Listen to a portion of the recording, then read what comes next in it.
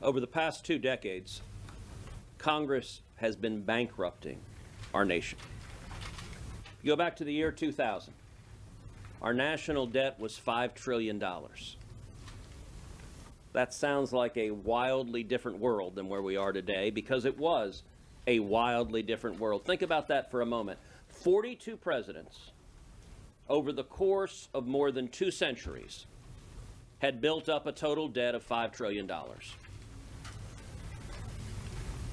Then a Republican came into office, George W. Bush.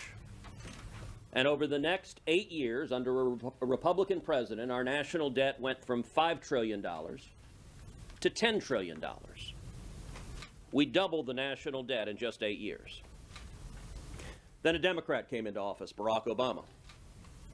And over the next 8 years, the national debt doubled yet again, going from $10 trillion to $20 trillion.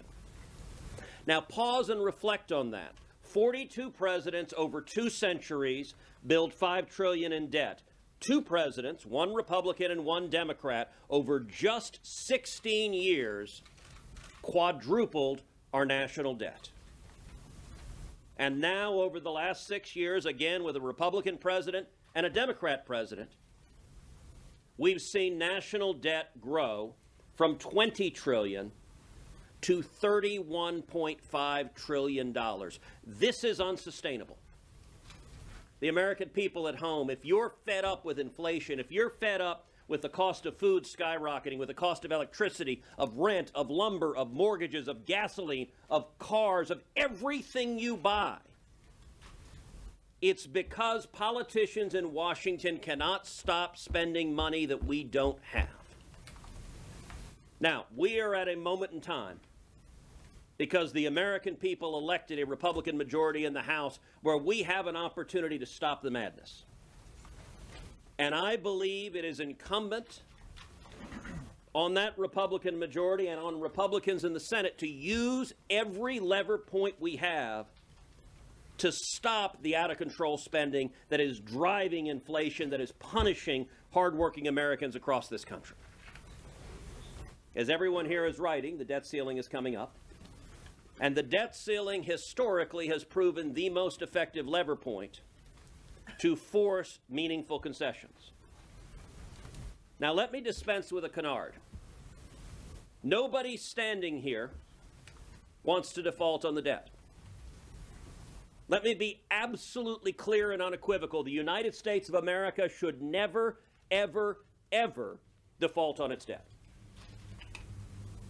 And whether or not the debt ceiling is raised immediately, the United States will not default on its debt. Why? Because revenue that comes in each month exceeds the interest payments that are owed.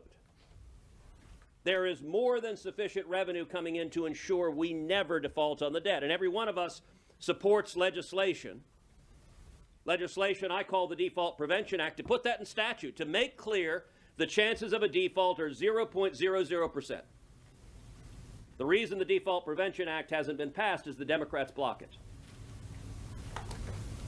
There is one principal person in this town that is talking about a default of the debt, and that is Joe Biden.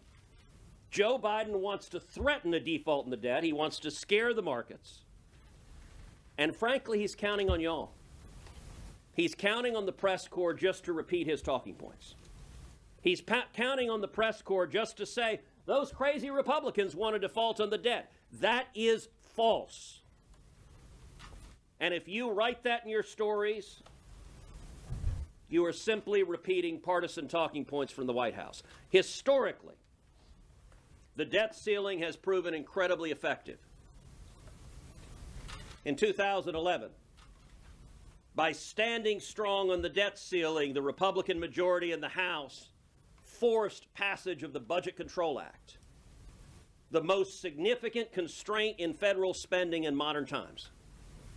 When I arrived here in 2013, Republican leadership was crowing about the great fiscal responsibility they saw because of the Budget Control Act. And then they turned around and abandoned it a couple years later. You go back before that, Graham Rudman the most significant structural restraint on spending, passed because Congress held up the debt ceiling and used its leverage to force those reforms. And so I'm going to urge the members of the press, as this fight plays out, report it accurately.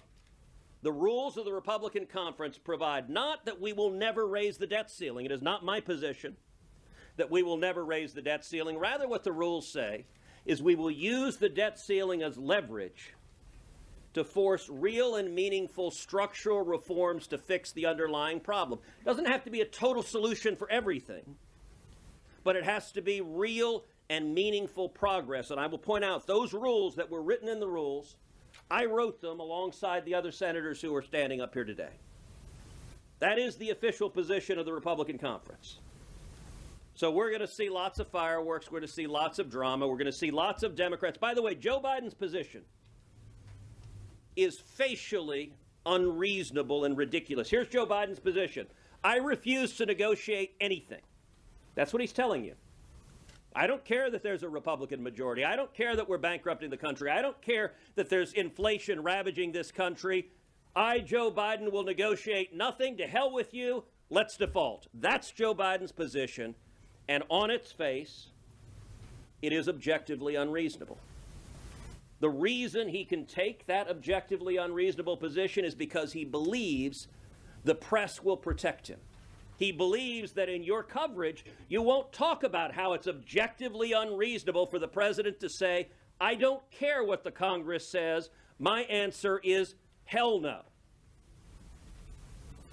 He's counting on you for that. That's unreasonable. It's irresponsible.